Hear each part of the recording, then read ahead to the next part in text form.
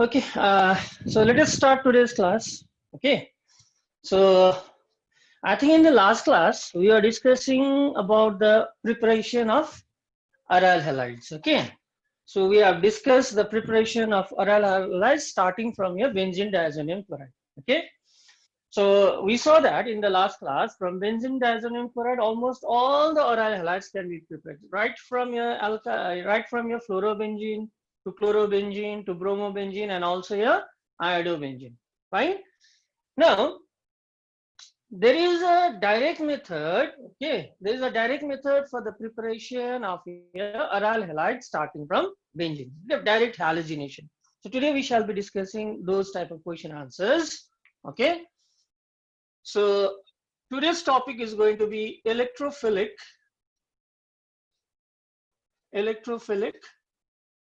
substitution of benzene.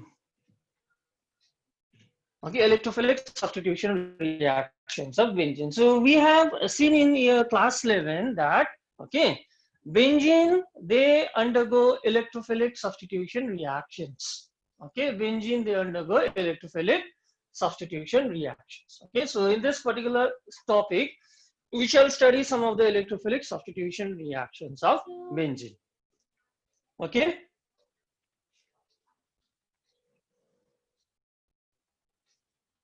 Okay, now let us see. Okay, now we know this benzene, okay, they undergo what type of reactions? They undergo electrophilic substitution reactions. Fine. And by the way, what are electrophiles? What are electrophiles? Electrophiles are electron deficient species. Okay, they are electron deficient species, either having a positive charge or okay lesser number of electrons than your octet. Okay, so electrophiles are what? Electron deficient species. Fine. So let us study some of the electrophilic substitution reactions of benzene. For example, okay, for example, so what happens when benzene is treated with chlorine, okay, in the presence of anhydrous AlCl3. So these are elementary reactions. Okay, these are the reactions which we can't afford to forget it. Okay, so this must be known. Right? So we have done this.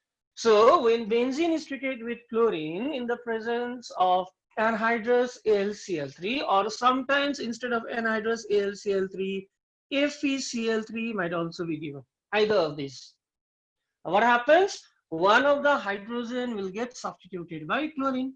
So the product is chlorobenzene. The product is chlorobenzene. So benzene to chlorobenzene, yes, this is a shortcut method. So how can you prepare chlorobenzene starting from benzene? When benzene is treated with chlorine in the presence of a halogen carrier such as anhydrous AlCl3 or FeCl3, okay, the hydrogen atom gets substituted by chlorine. Now here, what is the role of this AlCl3? What is the role of this AlCl3? Okay, so we have discussed then this AlCl3, it acts as a Lewis acid. It acts as a Lewis acid. What are Lewis acid again?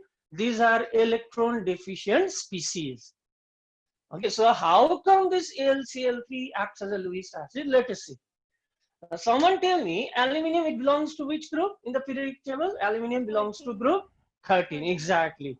So aluminium belongs to group 13 means in its outermost shell, how many electrons are there? There are 3 electrons. Group 13, they have 3 electrons.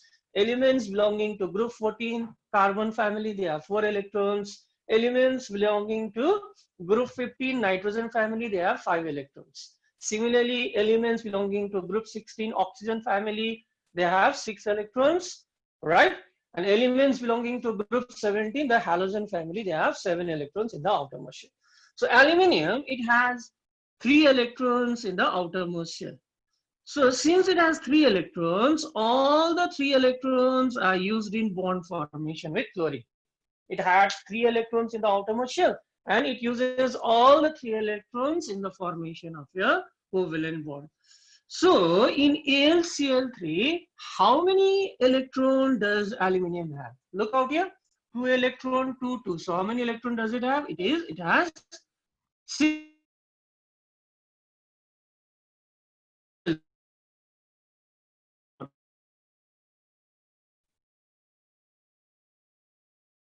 Yes, octet of electrons. But aluminium we see out here, it has only 6 electrons. It does not have an octet of electron. It is too short of electron density. What is the role of this AlCl3 out here? Okay, what does it do? So we have chlorine out here. We have chlorine out here. Plus we are treating this with AlCl3. Aluminium is too short of octet. Aluminium in AlCl3 is too short of octet. So what is the tendency of this aluminium atom then? What is the tendency of this aluminium? Okay, so these AlCl3, in order to complete its octet, it will pull the chloride ion with both of its electron towards itself. So here, remember one electron belong to this chlorine, one electron belong to this chlorine. So what will happen? Both the electrons along with this chlorine are pulled by AlCl3. So what is generated? Cl positive plus AlCl4 negative. Got it? So what is the role of this AlCl3? It helps in the generation of this electrophile. Why is this an electrophile? Because it contains a positive charge. Why does it contain a positive charge? Because it loses one electron to this AlCl3. Both the electron goes along with this Cl. So if the question comes, what is the role of this AlCl3 or FeCl3? Again, the role of FeCl3 is similar. So anhydrous aluminium chloride or ferric chloride acts as a Lewis acid and helps in the generation of this electrophile. It helps in the generation of this electrophile. Okay, and it is this electrophile, since this electrophile is generated, it is this electrophile which attacks the benzene nucleus in this way. So that is why this particular reaction is an example of your electrophilic substitution reactions. This is why it is an example of electrophilic substitution reactions. Okay, so how do we start? How do we prepare bromobenzene? When benzene is treated with bromine, okay, in the presence of FeBr3, we get bromobenzene plus HBr. Again, what is the role of this FeBr3? So again, it helps in the generation of an electrophile. It helps in the generation of an electrophile. So the mechanism is similar. Okay, so we get Br positive plus FeBr4 negative. So preparation of chlorobenzene and bromobenzene are very easy starting from benzene. So what are the reagents? Chlorine, anhydrous AlCl3 or FeCl3, bromobenzene, benzene plus bromine in the presence of FeBr3. And these are the examples of your electrophilic substitution reactions of benzene. Got it? Now listen very carefully. Listen very carefully. Now, let us now move towards the electrophilic substitution reactions of substituted benzene. Okay, substituted benzene means, what if we carry out electrophilic substitution reactions of this class of compounds? Suppose we are carrying out electrophilic substitution reactions. I'm talking about your substituted benzene. I already have a group present in benzene. Why am I calling it substituted benzene? Because one of the hydrogen has already been substituted by another group or atom Z. Now, where will this electrophile come then? Which hydrogen will it substitute? So there are three possibilities. Either this electrophile can substitute this hydrogen atom, this relative position 1, 2. Okay, either the electrophile might substitute this hydrogen. So what is this product known as? 1, 2, or it is known as your ortho product. It's known as an ortho product. One possibility. Another possibility, this electrophile might substitute this hydrogen. Okay, so in that case, which product do we get? Which product do we get? We get your para product. So this is known as your para product. Para 1, 4. Right? And what is the third possibility? Yes, the third possibility is that the electrophile might substitute this meta hydrogen. So what is the other product we get? The other possibility is that we might get the meta product like this. We might get the meta product. Okay, so benzene is not a problem. Any of the 6 hydrogen might get substituted. But if we talk about electrophilic substitution reactions of benzene, then we get 3 possibilities. There are 3 possibilities. Okay, so this ortho hydrogen might get substituted, this para hydrogen might get substituted, or meta hydrogen might get substituted. So these are the possibilities. So now the question comes, which hydrogen is substituted? Which product do we get? So this depends upon the nature of the group already present. Where will the electrophile come? This is decided by the group which is already present. Okay, and this group, there are 2 types of such groups. So one type of group are known as a ortho-para directing group. It's known as a ortho-para directing group, and the other is known as a meta directing group. One is a ortho-para directing and the other one is a meta directing group.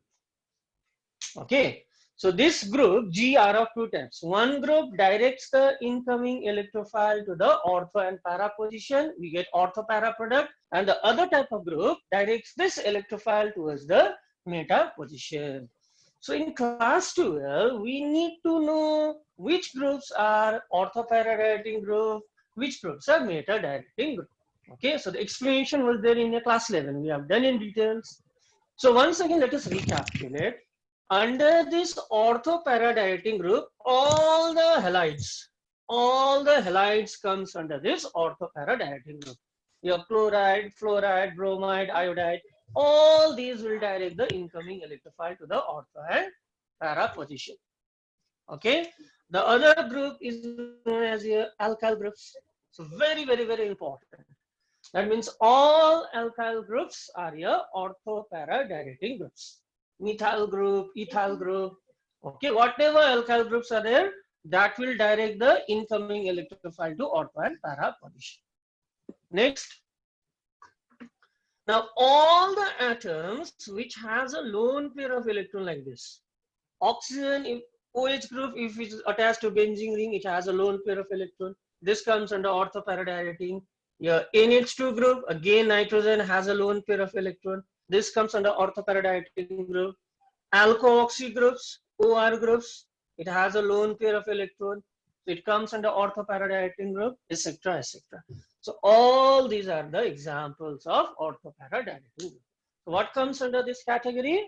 The halides, the alkyl groups, the OH group, NH2 group, OR. So what is common among this? Okay, excepting this alkyl group, all other atoms, they have a lone pair of electrons. Now, what is this meta directing group? Okay, so what are meta directing groups? Under meta directing groups, we have NO2 group. Fine. We have an aldehyde group. We have a carboxylic acid group. We have a keto group, etc., etc. So all these are your meta directing group. All these are your meta directing group. Okay, so this comes under the category of meta directing. So, okay, so for organic chemistry, class 12, we should be knowing, yes, about the types of groups, so which are ortho-para directing groups, which are meta. So these are the examples of ortho-para and meta directing group. Okay, so these groups will direct the incoming electrophile to the ortho and para position. These groups will direct the incoming electrophile to the meta position. Now let us see what are we actually talking about. Okay, let us see what are we talking about this. So we have just seen that, okay, benzene, when it undergoes chlorination reaction, when it is treated with chlorine in the presence of AlCl3, we get chlorobenzene. Okay, now, so what happens when chlorobenzene, is treated with chlorine in the presence of anhydrous AlCl3? Now we have just learned that, okay, when chlorine reacts with AlCl3, what is generated? Cl positive electrophile is generated.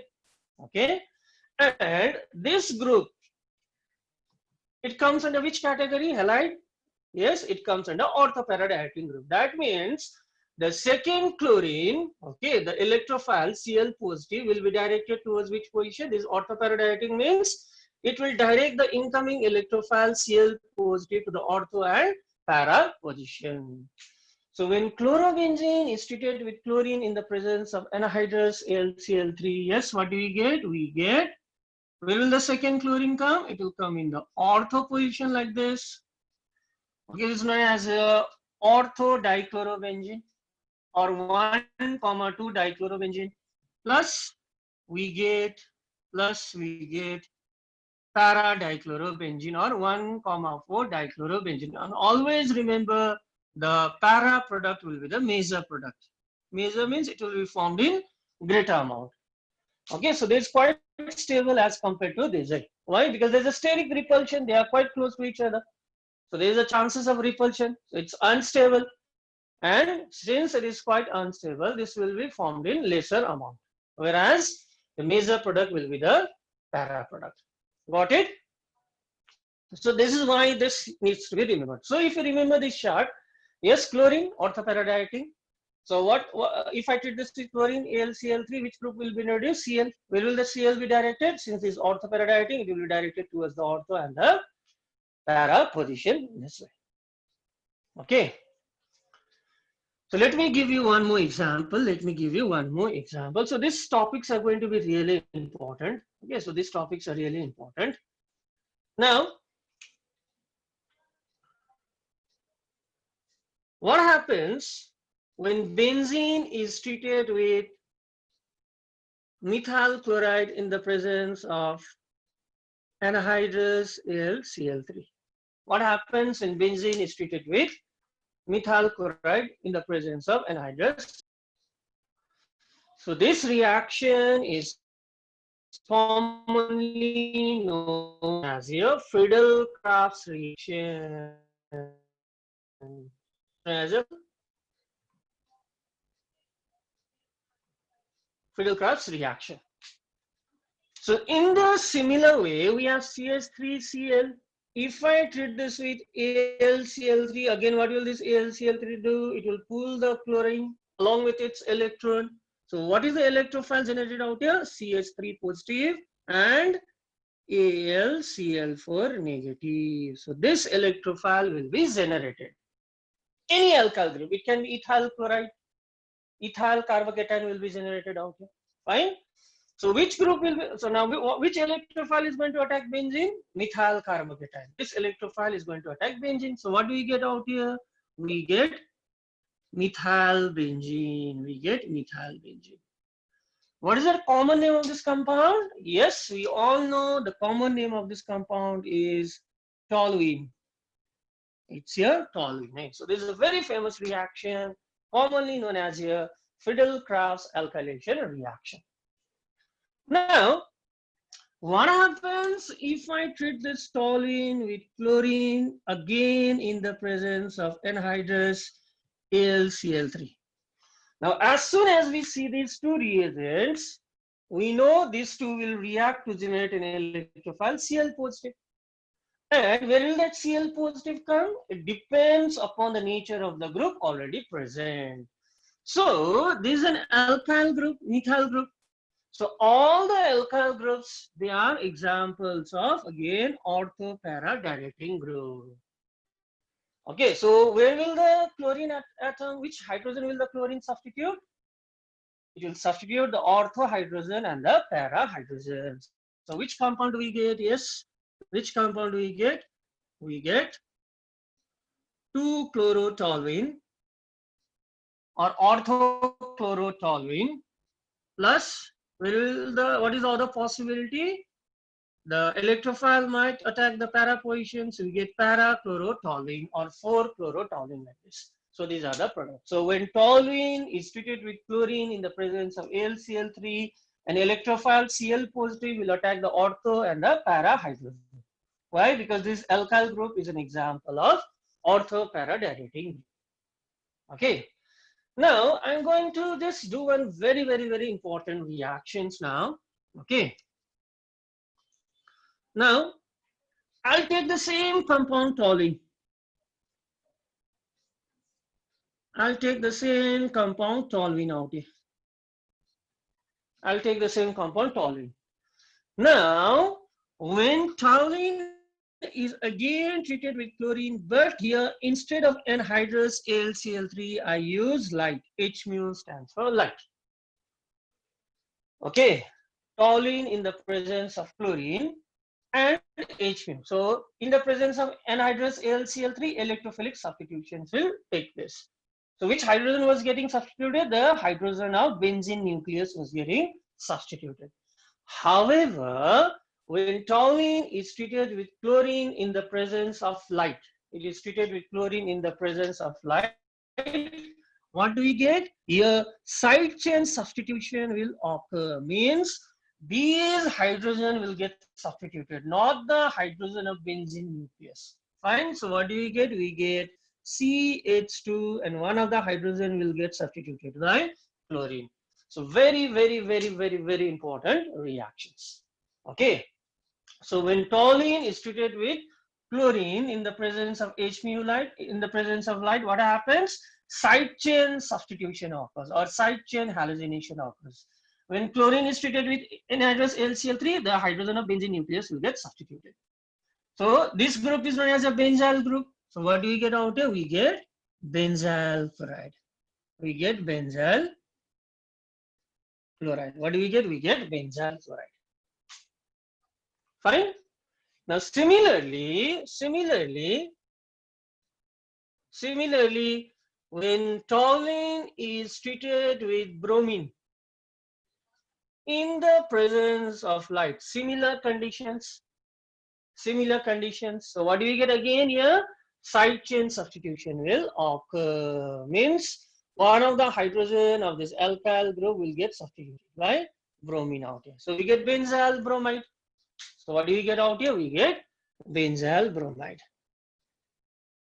We get benzyl bromide. So these two reactions are really important. Right? These reactions are really important. So just this, okay, in presence of anhydrous AlCl3, the nucleus substitution means the hydrogen of benzene nucleus will get substituted, but in presence of light, side chain substitution will occur. Means the hydrogen atom of this side chain will get substituted. So yes, the products depends upon the conditions. It depends upon the conditions. Okay, what condition? Okay, benzene to benzyl chloride. First, you'll convert benzene to toluene. Fine. And toluene, these conditions you get benzyl chloride. Benzene to benzyl bromide. Okay, benzene to toluene. Fine. Toluene, under this condition, you will be getting benzyl bromide. Okay, so you have to remember these steps, conditions. Okay, we'll be moving towards the properties. So first of all, let us discuss about the physical properties. Let us discuss about the physical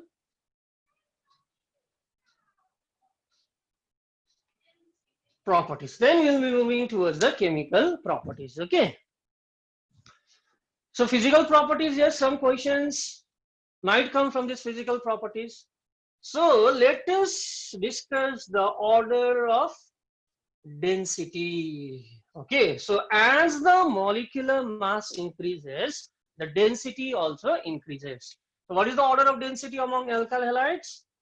Alkyl iodide greater than alkyl bromide greater than alkyl chloride greater than alkyl fluoride. So since the molecular mass, since the atomic mass of iodine is greater than bromine, so the density also increases in this order. Okay, it's quite simple.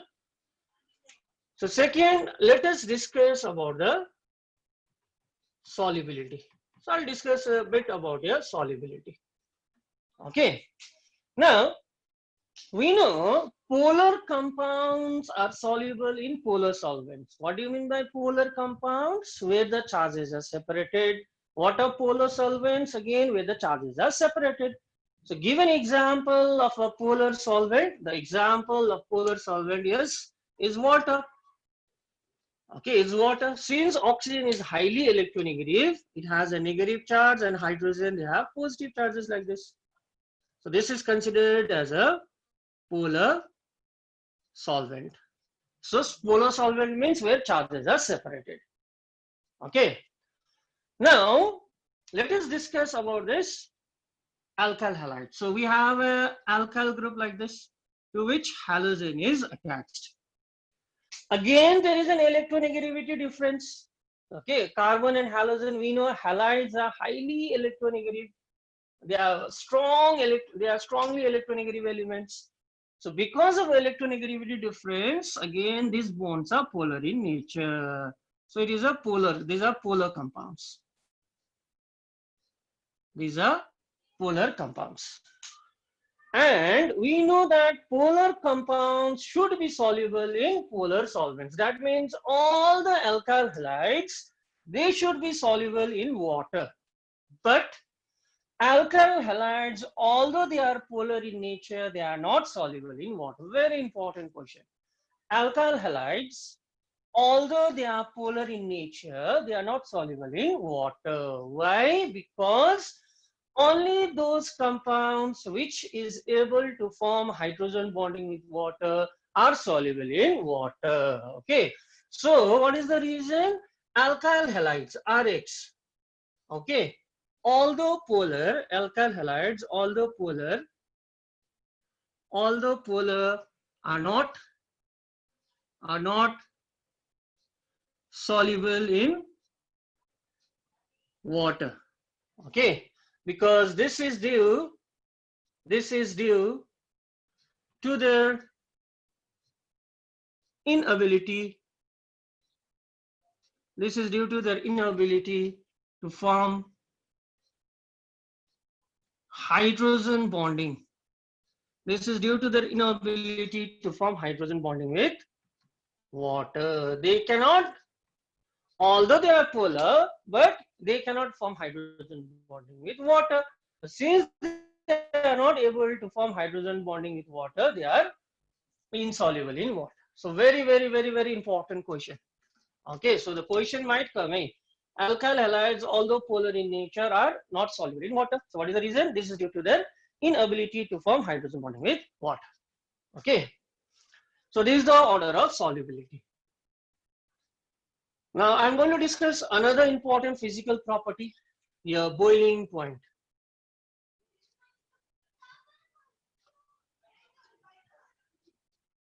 Boiling point. Okay. Now remember, alkyl halides, they are organic compounds. So since they are organic compounds, these alkyl halides, they are held by, okay, they are held by van der Waals force. They are held by weak van der Waals forces. Okay, and these van der Waals forces, they are proportional to the molecular mass. So as the molecular mass increases, the van der Waals force will also increase. Okay, the van der Waals force will also increase. Now, as the force of attraction between the molecule increases, as the force of attraction becomes more, as the force of attraction becomes stronger, what is the effect in boiling point? Okay, more energy is needed to separate this. So that means the boiling point increases with the increase in van der Waals force. Remember, okay, the boiling point, yes, it depends upon the van der Waals force. So it's directly proportional to the van der Waals force. And what does the van der Waals force depend upon? The van der Waals force in turn depends upon the molecular mass. Got it? So remember, what is the order of boiling point among the alkyl halides then? Suppose if I give you alkyl fluoride, if I give you alkyl chloride, if I give you alkyl bromide, if I give you alkyl iodide. Okay, so which has the highest molecular mass? So the alkyl Iodine. group is same, iodine. The alkyl group is same. So since alkyl iodide has the highest molecular mass, the van der Waals force will be maximum. Okay. So the order of boiling point will be this. So this is the order of boiling point. This is the order of boiling point. Got it? Now, I'll just discuss one very important point out here. So for isomeric alkyl halides. Okay, so I'll give you 3 alkyl halides. So CS3, CH2, CH2, CH2Cl, 1 chlorobutane or N chlorobutane. Then I'll give you this. So what is the common prefix used out here? Which common prefix can I use out here? I have an iso group out here. So isobutyl chloride or 1-chloro-2-methyl propane, IUPAC name. I have an iso group out here. And I'll give you a third compound. This is tertiary butyl chloride.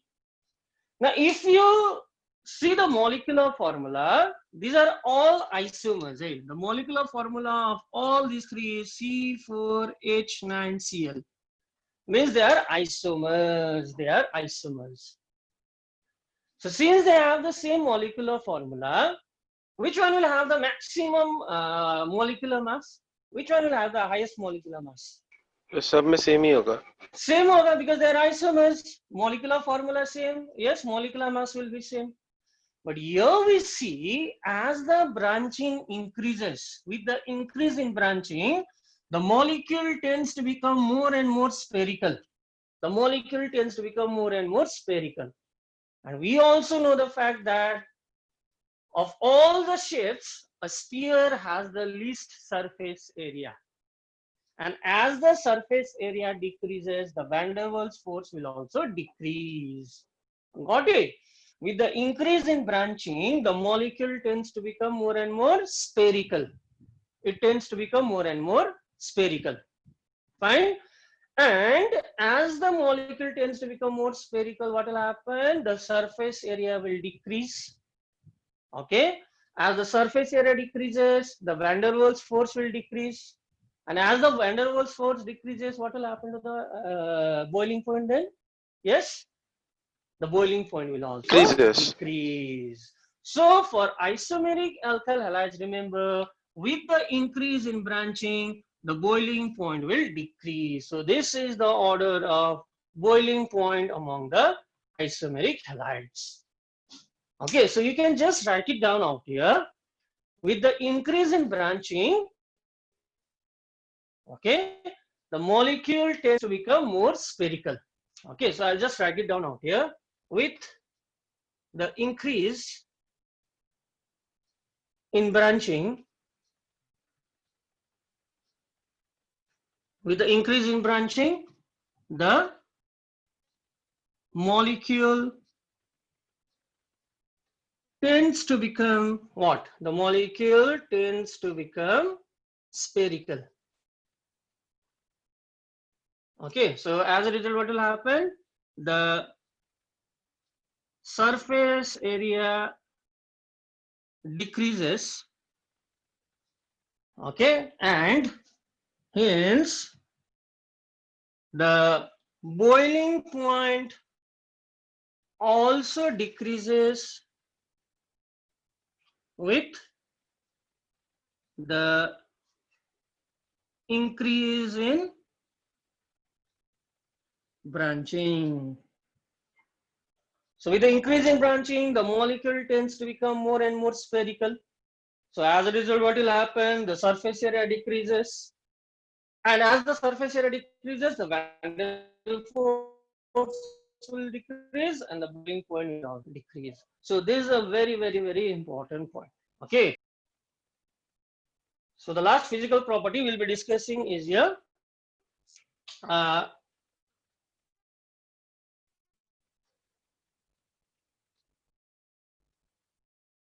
Dipole moment. Okay.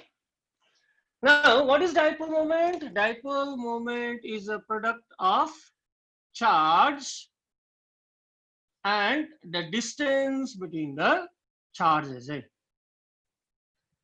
Okay, so let us discuss the dipole moment of alkyl fluoride.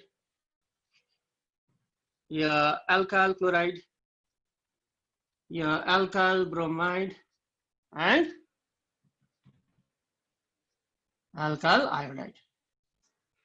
So we have to take into consideration both the charge and the distance. Now, among all the halides, which atom is most electronegative among all the halides? Yes, fluorine The is the most fluorine. electronegative. Yes. So the charge separation will be maximum in case of your alkyl fluoride. The charge will be maximum in your alkyl fluoride. But we have to take into consideration the distance between the charges as well. Now remember, fluorine is a very small atom. It's a tiny atom. The distance between carbon and fluorine will be very, very, very, very small. Now, as the size of the halogen increases, the distance between them will also increase. So we have to take into consideration the charge as well as the distance. Okay. So on the basis of all these, remember the order of dipole moment is alkyl chloride greater than alkyl fluoride greater than alkyl bromide greater than alkyl iodide. So this is the order, right? Alkyl chlorides have higher dipole moment than your alkyl fluoride. It has higher dipole moment. Okay, so dipole moment of alkyl chloride is greater than that of your alkyl fluoride. Fine. Now similarly for aryl halides as well. Similarly for aryl halides as well. So what is the order?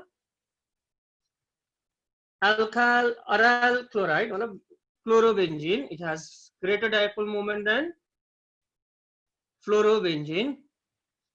And the dipole moment of bromobenzene and that of iodobenzene are almost same. These two have almost the same dipole moment also. Got it? So this is the order of dipole moment. This is the order of dipole moment. So these chemical properties I'll classify into four categories. So number one chemical properties we shall be studying is reduction of alkyl halides, which you have done already in class 11. Again, we'll be just revising it. The second one is nucleophilic substitution reactions. Nucleophilic substitution reactions. This is a very, very, very important topic. Nucleophilic substitution reactions. The third one is reaction with metals. We'll be studying reaction with metals. Okay, and the other one we'll be studying elimination reaction. We'll be studying about your elimination reaction. So we'll study this one by one. Okay, so the chemical properties of alkyl and aryl halides can be classified into four categories. What are those? Reduction, nucleophilic substitution reactions, fine, reaction with metals, and elimination reaction. So today I'm just going to start with an easy topic. I'm going to choose this, reaction with metals. Fine. So today we shall start the chemical properties of alkyl halides by studying their reaction with metals. So let us select this, reaction with metals. Reaction with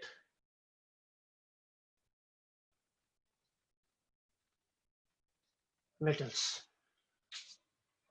So let us see how do alkyl halides they react with metal. What is their reaction with metals? Okay, let us see. Okay, so now number one, very, very, very famous reaction, which you of course know, is known as a Wurtz reaction. It's known as a Wurtz reaction, W-U-R-T-Z, Wurtz reaction. So what is this Wurtz reaction? Let us see. Okay, what is this Wurtz reaction?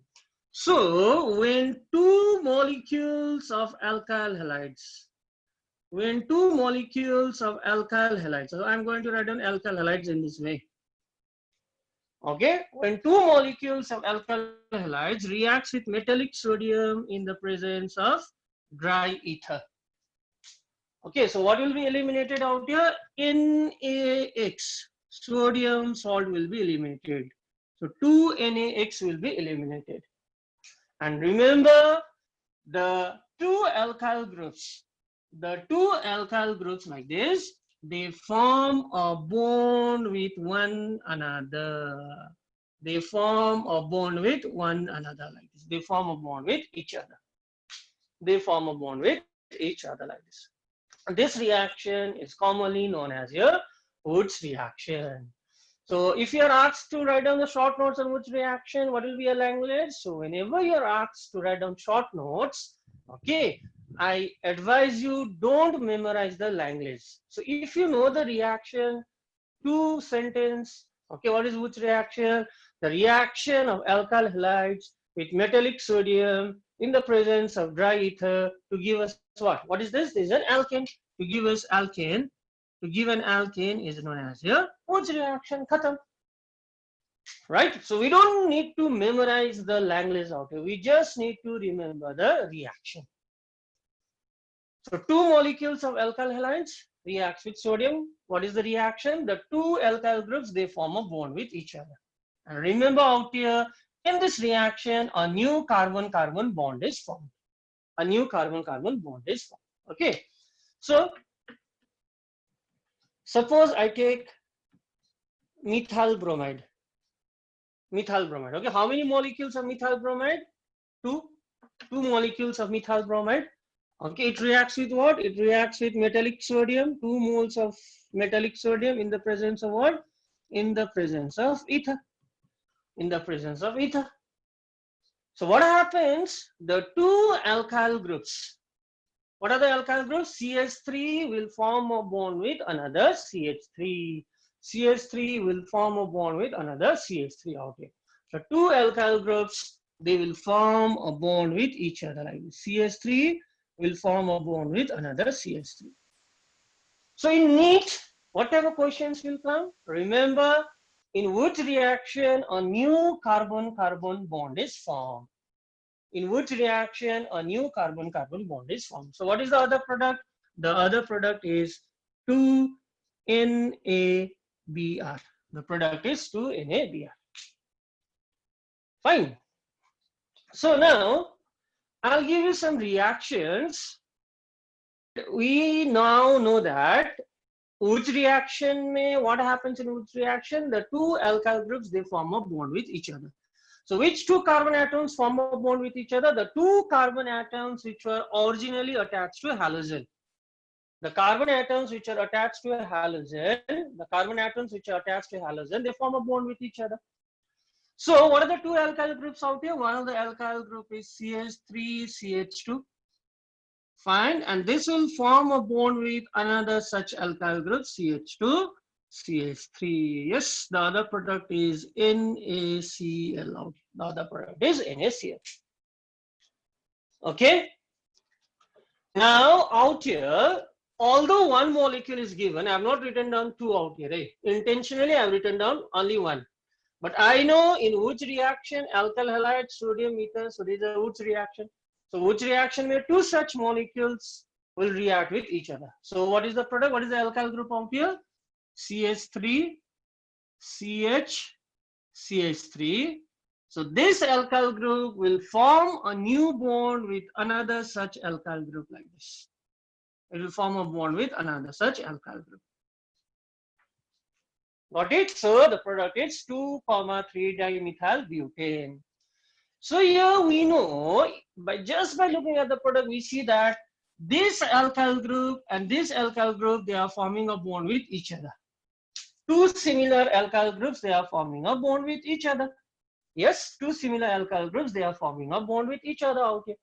So what is the nature of R group out here? What is the R group out here? The R group is, what is the alkyl group? The alkyl group is CH3C, CH3C. So there is a tertiary butyl group. So two such alkyl groups, they are forming a bond with each other. So there is R. So yes, we have Cl. So what is the R group out here? I can say the R group is this tertiary butyl group. The R group is this tertiary butyl group. R group is this tertiary butyl group. Okay, so this is all about your Woods reaction. This is how we predict the product of Woods reaction. Now, yes, let us go through all the products of Woods reaction. So in the first compound, we got ethane containing 2 carbon atom. In the second, we got butane containing 4 carbon atom. In the third, we get 2,3-dimethyl-butane containing how many? 6 carbon atom. Here we get a compound 2,2,3,3 tetramethyl-butane containing how many carbon atom? Containing 4 carbon atom. Okay, so we get an alkane containing 2, we get an alkane containing 4, we get an alkane containing 6, we get an alkane containing 8 carbon atoms. That means we are getting an alkane containing only even number of carbon atoms. So this is the limitation of Woods reaction. What is the limitation of Woods reaction? And these alkanes are symmetrical. Symmetrical in the sense that if you imagine a line passing through the middle, so one half will be the mirror image of the another half like this. So these are symmetrical. All are symmetrical. Look here, all are symmetrical. They are exactly symmetrical. So only symmetrical alkanes can be prepared. Number one, we can prepare only symmetrical alkanes. Okay, and number two, only alkanes containing even number of carbon atoms can be prepared. So this is the limitation of Woods reaction. So what is the limitation? So in Woods reaction, only alkanes containing even number of carbon atoms can be prepared. So we cannot prepare an alkane containing odd number of carbon atoms, and we cannot prepare an unsymmetrical alkane. So what is a symmetrical alkane again? You draw the formula, you imagine a line passing through the center of the molecule. So if one half is the mirror image of the other half, it's known as a symmetrical. And here we see all are symmetrical. One half is the mirror image of another half. One half is the mirror image of another half. Okay, so only symmetrical alkanes can be prepared. Okay, so this reaction is known as a Woods reaction. It's known as a Woods reaction. Got it? So these reactions are commonly known as a Woods reaction. So it's a very, very, very, very important reaction. It's a very important reaction. So second, so all these reactions are easy. All these reactions are very easy, in fact. So second, we are going to study Woods-Fittig reaction. Woods-Fittig, F-I-T-T-I-G. So what is a Woods-Fittig reaction? We know what is a Woods reaction. So what is a Woods-Fittig reaction? The reaction of alkyl halides again with metallic sodium and an aryl halide, like this. The reaction between an alkyl halide and an aryl halide in the presence of metallic sodium, and obviously what is the solvent used? The solvent again used is here ether. So again, what type of reaction will occur here? Elimination of NaX will take place. NaX. So in this case, a bond is formed between an alkyl group and an aryl group out. Okay, so whatever compounds we get alkyl benzene. We get alkyl benzene like this. Plus NaX, we get alkyl benzene. Okay.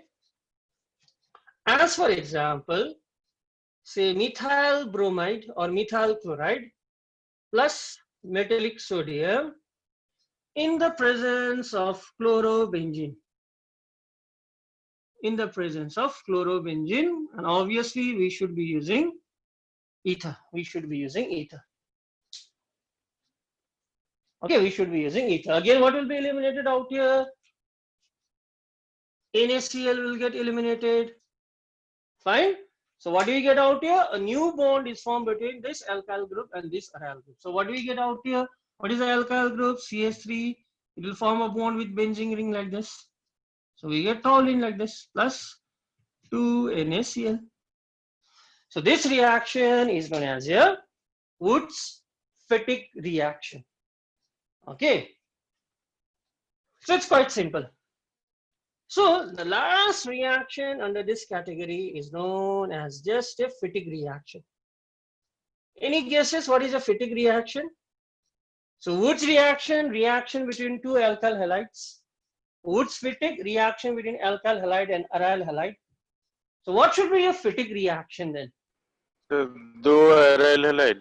Yes, exactly. Okay, it's so simple. So the reaction between two aryl halides like this. The reaction between two aryl halides in the presence of metallic sodium. In the presence of metallic sodium like this. Okay, ether, so we should use ether. So again, what will get eliminated out here? Again, NaCl will get eliminated. So here, a new bond is formed between your two phenyl groups. A new bond is formed between your two benzene groups like this. A new bond will be formed between your two benzene group like this. Okay, so we get this compound. So what is the name of this compound? It's known as a biphenyl. It's known as a biphenyl. So very famous question, eh? Very famous question. Very famous question. So whatever questions can you expect from here? How will you convert benzene to biphenyl? How will you convert benzene to biphenyl? Okay, not chlorobenzene. I'm saying here, how will you convert benzene to biphenyl? So what will be the route? Convert benzene to biphenyl. So we know biphenyl can be anhydrous prepared from. Yes, exactly. Very good, Pratik.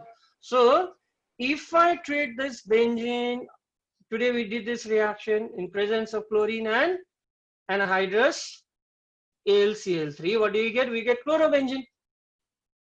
We get chlorobenzene, and when chlorobenzene is treated with metallic sodium in presence of ether, we get biphenyl. So benzene to biphenyl. Okay, so this will be the route.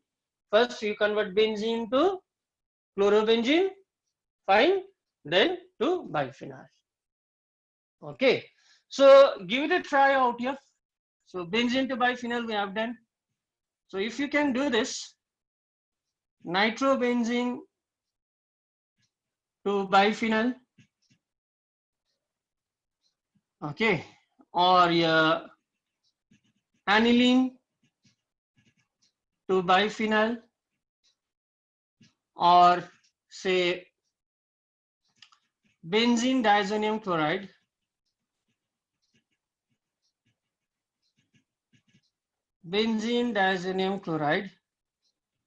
to biphenyl. So copy this.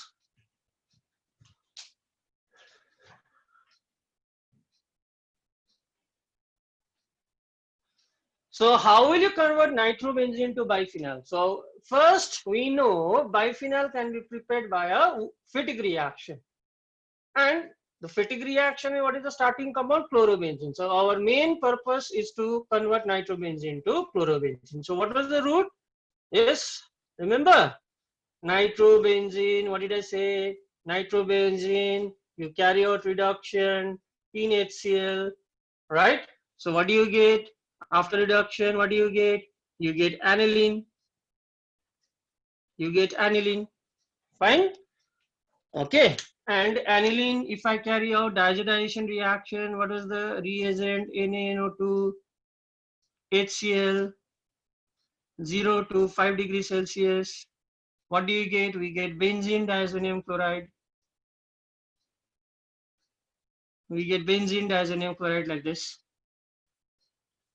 Now, benzene diazonium chloride to biphenyl, there are so many routes. Gattermann reaction, Sandmeyer reaction, whichever you like, Okay, so I'll carry out Gattermann reaction. Metallic copper, HCl. Remember metallic copper, HCl. What do you get? You get chlorobenzene. So finally, we have prepared chlorobenzene. And chlorobenzene to biphenyl, yes, there's an easy route. How do we proceed? Yes, sodium, I'll just write down sodium ether. So what happens? The two phenyl groups, they will form a bond with each other like this. The two phenyl groups, they will form a bond with each other. So ultimately, what did I get? I got biphenyl. So you have to link the reaction in this way. I know the starting material for the preparation of biphenyl chlorobenzene. So now I must think, how will I prepare chlorobenzene starting from nitrobenzene? So this is the route via diazonium chloride. So nitrobenzene first reduction is the first step, aniline. Aniline to diazonium chloride. then Gattermann or Senmeyer reaction, then Fittig reaction. So nitrobenzene to biphenyl, you this route, or aniline to biphenyl, you'll start from here, aniline to biphenyl, or diazenyl chloride to biphenyl, you'll just follow this route. So this is how we link the reactions. This is how we link the reactions in organic chemistry. Okay, so this reaction was done. This reaction was done. Okay. Now reaction with metals may next write down reaction with magnesium metal. Reaction with magnesium. Okay, and write down formation of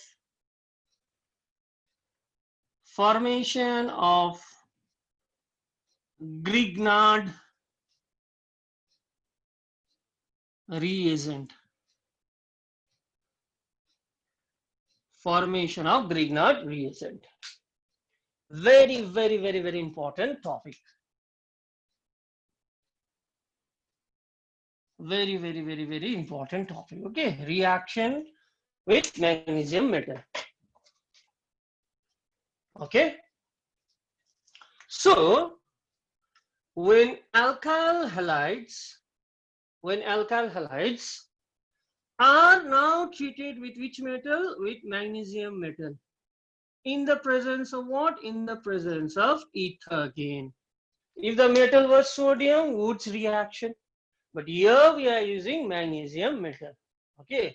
So alkyl halides reacts with magnesium metal to give you a class of compounds having the general formula RMgX. RMgX. And this class of compounds are known as a Grignard reagent.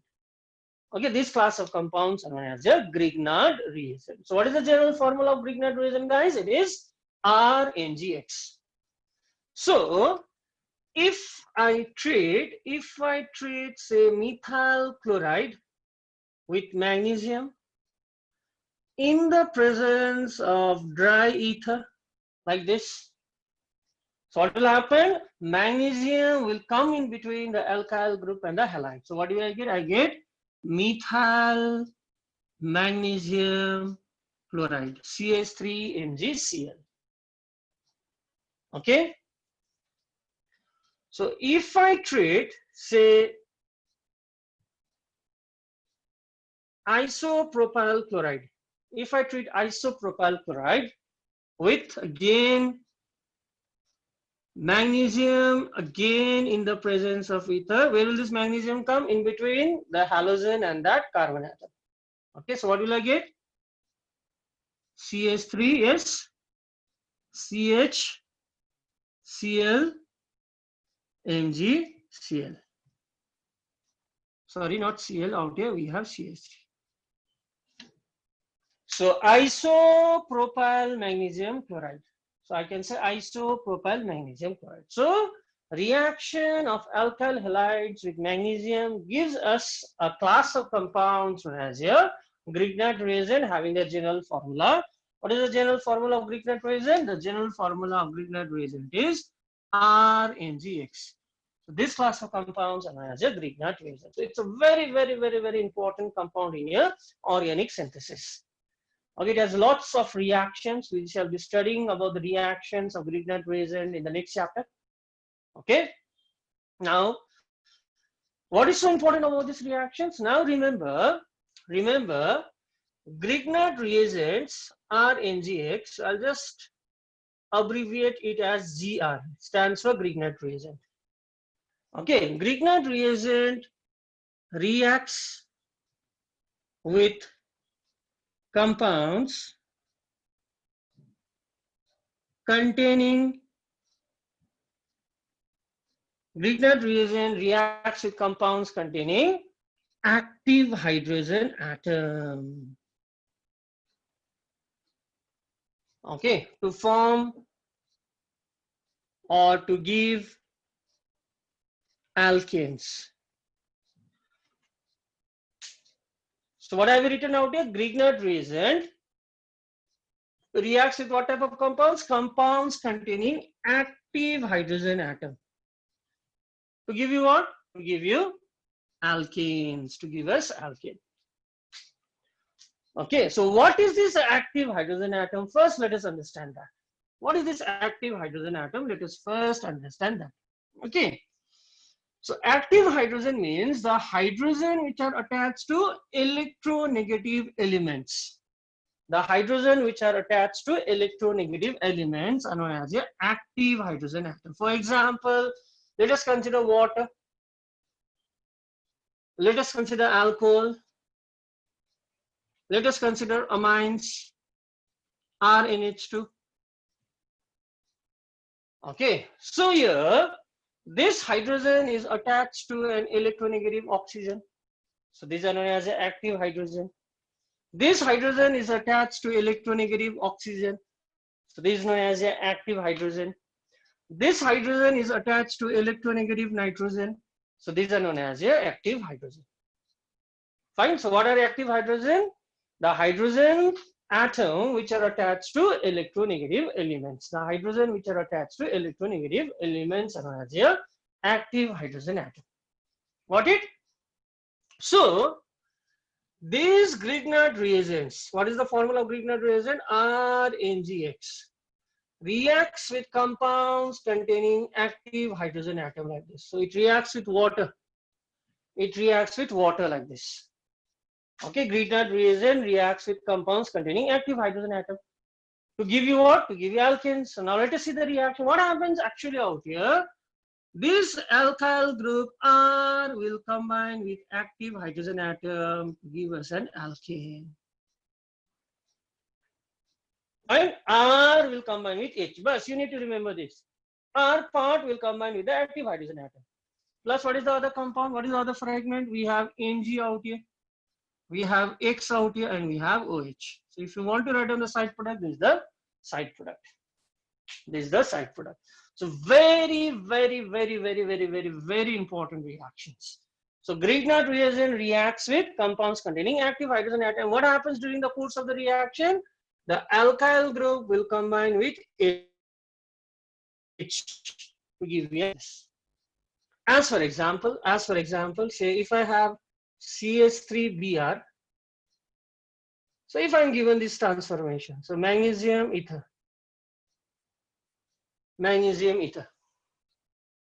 So this is an example of your alkyl halides reacting with magnesium metal. So what do I get? Yes, I get CS3Mg Br. I get CS3Mg Br. I get Grignard reagent. Now, if I treat this Grignard reagent with water, I'm going to write water as HOH. So Grignard reagent reacts with compounds containing active hydrogen atom. What happens during the course of the reaction? The alkyl group, it combines with the active hydrogen atom. So what is the product out here? CS3 and H, yes. What is the product? Methane or MgBr. Plus we get MgOH out here, we get Br. We get Br. Very important reaction. Eh? So now see, what are we doing actually? From methyl bromide, we are preparing methane. We are getting an alkane containing same number of carbon atom via this reaction. But if I treat this with sodium in presence of ether, what will I get? This becomes a which reaction? The two alkyl groups will form a bond with each other. So starting from alkyl halides, we can prepare an alkane containing same number of carbon atom via Grignard reagent. Yes. And via Woods reaction, we can also prepare an alkane containing double the number of carbon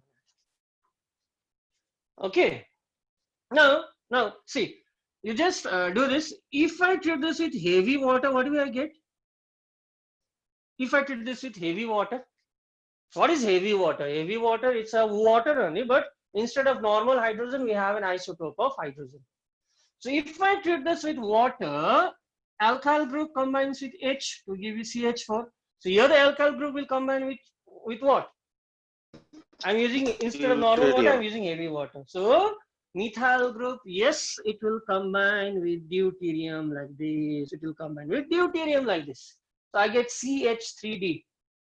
I get CH3D. Plus the other compound will be MgBr, and instead of OH, I'll write down OD out. Instead of OH, I'll write down OD out. Okay, so very, very, very, very important reaction. So formation of Grignard reagent, yes, it's important, and reaction of Grignard reagent with compounds containing active hydrogen atom. Okay, so as for example, again, if I give you this reaction, say 2-bromopropane, again, treatment of this with magnesium in presence of ether. So as soon as I see these reagents, then I come to know that yes, this is the reaction for the preparation of Grignard reagent. So what is the formula of the Grignard reagent? The alkyl group, the magnesium will come in between the halogen and the alkyl groups. I'll get this. The magnesium will come in between this carbon and halogen. So I'll get this isopropyl. I have isopropyl group, isopropyl magnesium bromide. Now, if I treat this with water, if I treat this with, say, deuterium oxide, what will be the product now? What happens? Grignard reagent, when it is treated with water, the R part will combine with H. This will get substituted by H. The R part is this. This will combine with H. So what do I get? What do I get out here? I have CH3, Propane. CH2, CH3. I'll get this. The R part will combine with it. Obviously, H कहाँ पर combine होगा? यहाँ तो नहीं होगा. Again, if I treat this with deuterium oxide, what do I get? I get CH3, CH. Now this will combine with deuterium atom like this. I get this. Fine. So these reactions we can't afford. Okay, we have to remember this reaction. Now it had come once in a board level. What happens when this is treated with ammonia? So yes, what happens now? I know ammonia. Yes, it's an example of a compound which contains an active hydrogen atom.